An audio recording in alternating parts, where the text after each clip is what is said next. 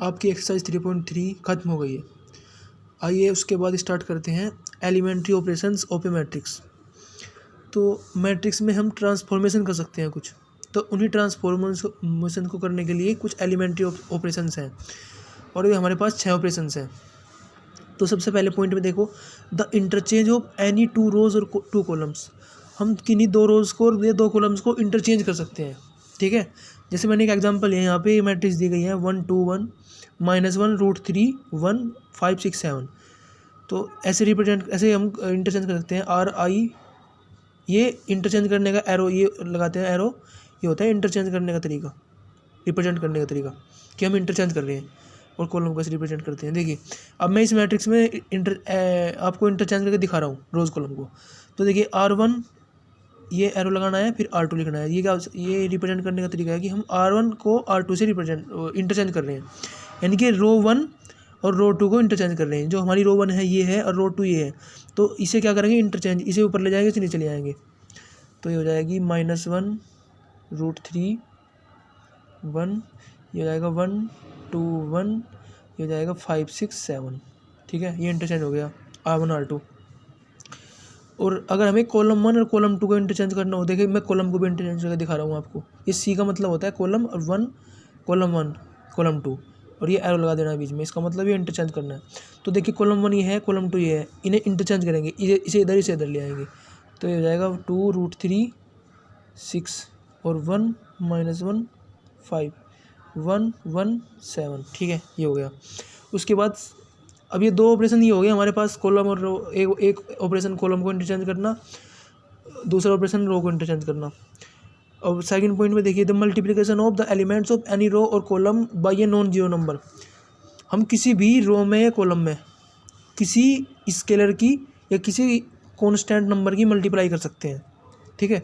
जैसे मैं R1 में ये मैट्रिक्स दी गई है, एग्जांपल लेके बता रहा हूँ। मैट्रिक्स भी, इसमें क्या है 1 2 1 -1 √3 1। तो इसमें मैं इंटरचेंज कर रहा हूँ। देखिए क्या ट्रांसफॉर्मेशन करूँगा इसमें मैं R1 में किसी नंबर की मल्टीप्लाई कर दूंगा पूरी मैट्रिक्स में।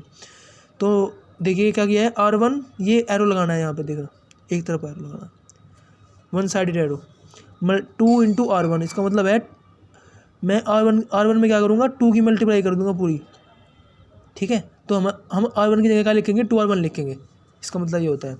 तो R1 हमारी है, इसकी जगह 2R1 लिखेंगे, यानी कि 2 की मल्टीप्लाई करके लिखेंगे। 2 4 2 -1 √3 1, ये हमारे पास आ गई R1 to R2 R1।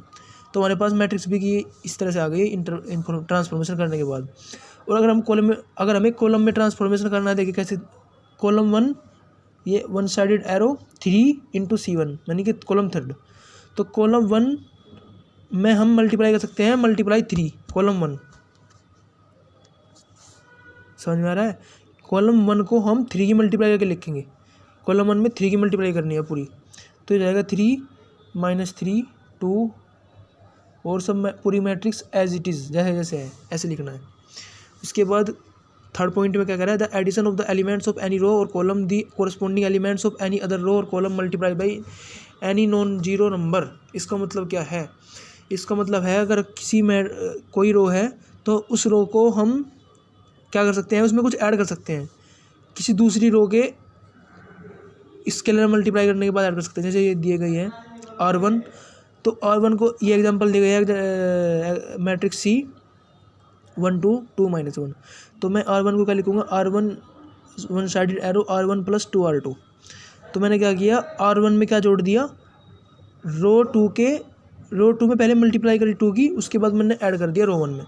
तो हम ऐसे भी कर सकते हैं कि किसी भी रो में दूसरी किसी रो का मल्टीपल टाइम जोड़ सकते हैं, ठीक है, किसी भी मल्टीपल टाइम्स। अब देखिए इसका मैंने 2 बार मल्टीप्लाई किया R2 का, तो हो जाएगा यहाँ पे 4, ये हो जाएगा -2, और इसमें ऐड कर देंगे R1 में, तो हो जाएगा कितना, देखिए यहाँ पे 2 की मल्टीप्लाई होगी इसमें नीचे, और इसमें ऐड करेंगे, ध्यान से देखो, 2 2 से 4 बार 5, ये 5 हो जाएगा। इसमें 2 की मल्टीप्लाई -2, और इसमें ऐड करेंगे, कितना हो जाएगा, 0, और ये एज इट इज़ रहेगी, ठीक है। तो जो चेंज होती है ना हमारे पास, वो लेफ्ट साइड में होता है जो चेंज होता है। तो देखिए यहाँ पे कॉलम 1 चेंज करेंगे अब की बार, तो कॉलम 1 चेंज होगा यहाँ पे ये। तो कॉलम 1 में 3 × C2 करना है, कॉलम 2 में 3 की मल्टीप्लाई करके कॉलम 1 में ऐड करना है। तो ये हो जाएगा 3 की मल्टीप्लाई करेंगे 6 हो जाएगा, 6 1 7, 3 मल्टीप्लाई में लगेगा -3 + 2 -1 हो जाएगा 2 और ये हो जाएगा -1।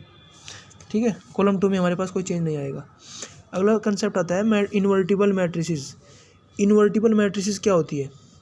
इन्वर्टिबल मैट्रिसेस वे मैट्रिक्स होती है जिन्हें हम इन्वर्ट कर सकते हैं, मतलब उनका हम इन्वर्स निकाल सकते हैं। तो उसकी कुछ कंडीशन होती है इन्वर्टिबल मैट्रिसेस की, कि हम किसी मैट्रिक्स को कब इन्वर्ट कर सकते हैं, कब इन्वर्स निकाल सकते हैं उसका। देखिए, अगर कोई मैट्रिक्स ए है और उसकी इन्वर्स मैट्रिक्स बी है, यानी कि ए मल्टीप्लाई बी या फिर बी मल्टीप्लाई ए, एक आइडेंटिटी मैट्रिक्स आ रहा है, इसका मतलब है कि ये आपस में एक दूसरे की इन्वर्स है। तो अगर मैं कहूँ कि अगर ए की इन्वर्स मैट्रिक्स बी है तो बी की इन्वर्स मैट्रिक्स क्या होगी? ए होगी, सिंपल सी बात है। ठीक है, अगर ए का इन्वर्स बी है तो बी का इन्वर्स ए होगा, ये होता है। और इसकी एक सबसे इंपॉर्टेंट कंडीशन ये होती है कि अगर कोई किसी मैट्रिक्स का हमें इन्वर्स निकालना है, इन्वर्स मैट्रिक्स निकालनी है, तो उसकी डिटरमिनेंट वैल्यू 0 नहीं होनी चाहिए। अगर 0 है इसका मतलब उसका हम इन्वर्स नहीं निकाल सकते। ठीक है, this is the main condition. समझ में आया?